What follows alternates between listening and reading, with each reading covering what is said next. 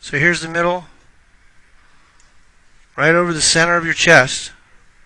Your weight's going to be on your left foot. Your feet should be reasonably close together for a short shot, wedge shots. Insides of your heels, less than 1 foot apart. So his feet are a little too far apart there. Alright, let's see how he did.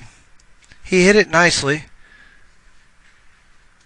Alright, what are we working on with you, JD? You know what your swing issues are, right? Usually right.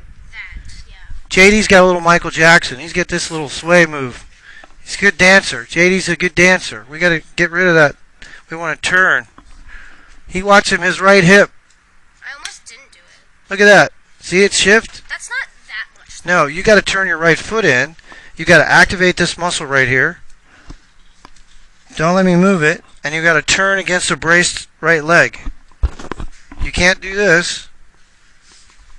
All right. Did I move like a lot? Or like? No, your head did nicely, but you see that lateral sway is what's hurting your swing. There's two things that what happens when you go this way is your weight gets to the outside, all right, and then what happens is your upper body tilts in this direction when your lower body goes this way, and then you end up going this way on your downswing. That's called a reverse spine angle. Isn't that what Jenny does? Jenny does that a little bit. It's usually in kids your age because you guys are growing and you're not quite in your growth spurt yet. You have a couple more years. Girls are a little bit further ahead than guys. But in 2 more years, you guys are going to be completely different people. You know what I mean? You're going to be bigger and taller. You're only 11. What are you, 12? Yeah, you're, and what are you, 13?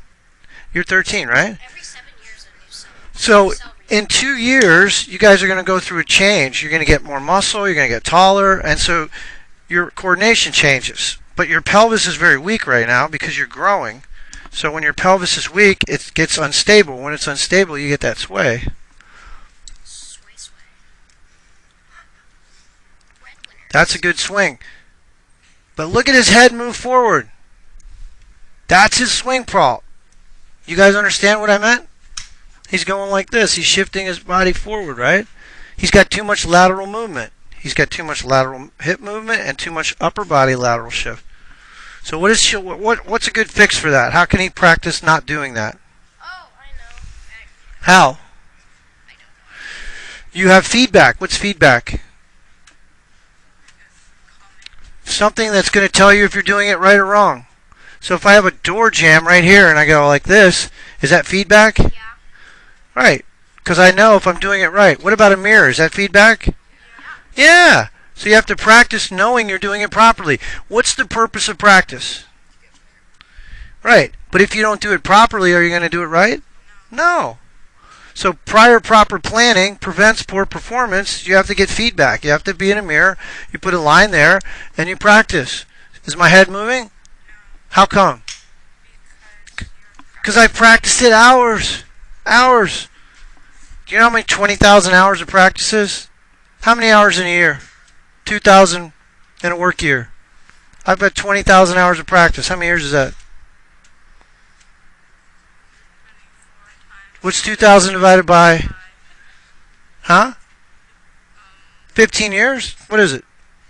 2,000 divided by what? 20,000. 2,000 divided by 20,000. 1 year divided by... Huh? It's not hard math. Are you kidding me? I mean, if I had like a piece of paper, I could easily do it, but like not in my. You don't need a piece of paper. You guys can do that in your head. Oh my gosh. Doing like 25,000 divided by 2,000 is so hard to do in a head. It's like What's 20 divided by 100? 5. Okay, what's 2,000 divided by 20,000?